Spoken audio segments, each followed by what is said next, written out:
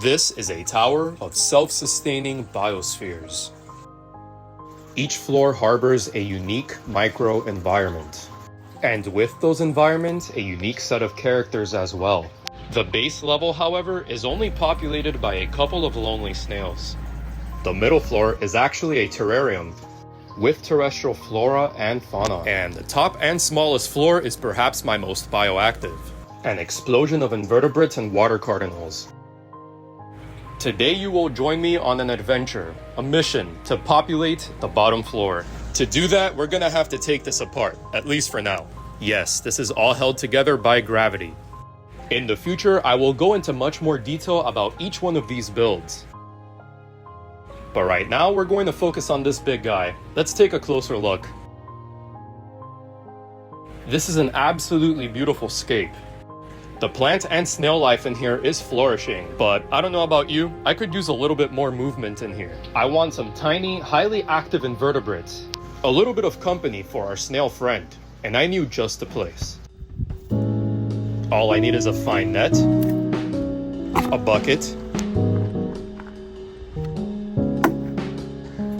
and my 2 legs and arms.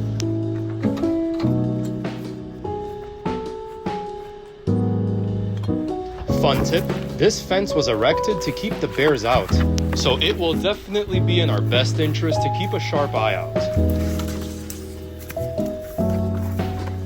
I frequent these trails more than you will ever believe, to the point that I can nearly tell when there is a leaf or stick out of place.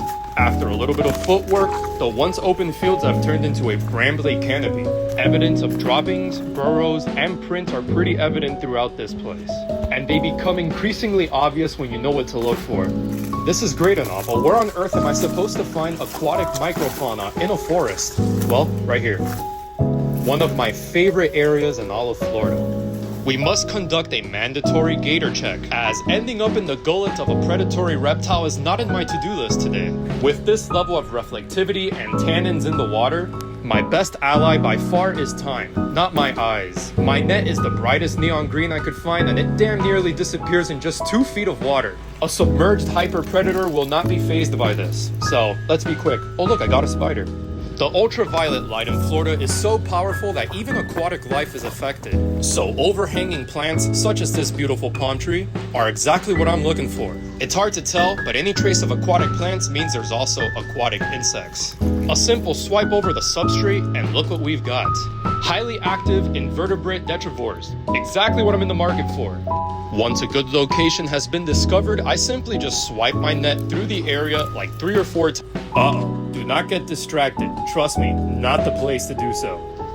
Forbidden chocolate milk, my favorite. Now all there's left to do is make the trek back. Try not to move the water around so much so you don't stress the little animals out. And simultaneously avoid any terrestrial large animals that are absolutely aware of your presence by now. Back home, I do a quick count of all the envenomations I received and get to work. I'll need to employ the mightiest tool in an aquarist toolbox, a turkey baster. Little by little, I slowly inoculate the system with life. You can see some of them scurrying about and immediately hiding. This is of course to be expected. It's late noon now, so I'm gonna let this rest overnight and see how our inhabitants are in the morning.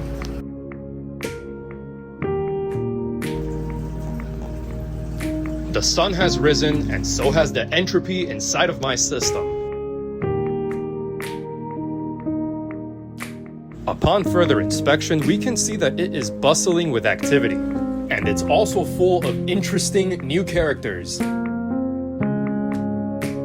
The vast majority of the creatures are detrivores, which mean they feed on decaying matter, a very necessary variable to any self-sustaining system. There isn't enough water in here to dilute potential contaminants, so the workaround is to have detrivores on the clock 24/7, turning any decaying matter into fertilizer.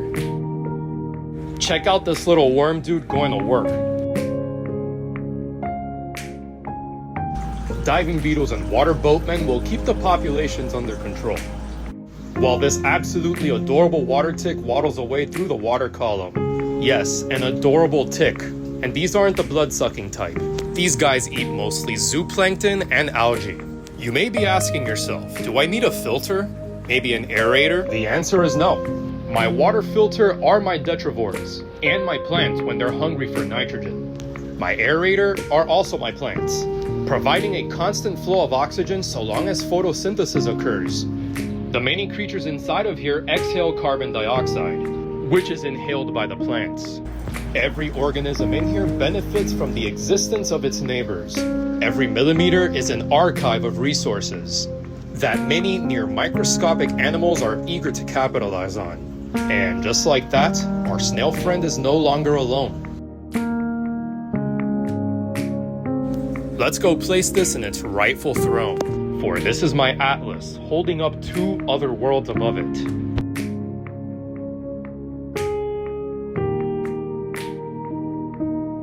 I don't get to see them this way often, and it just looks so cool, to be honest.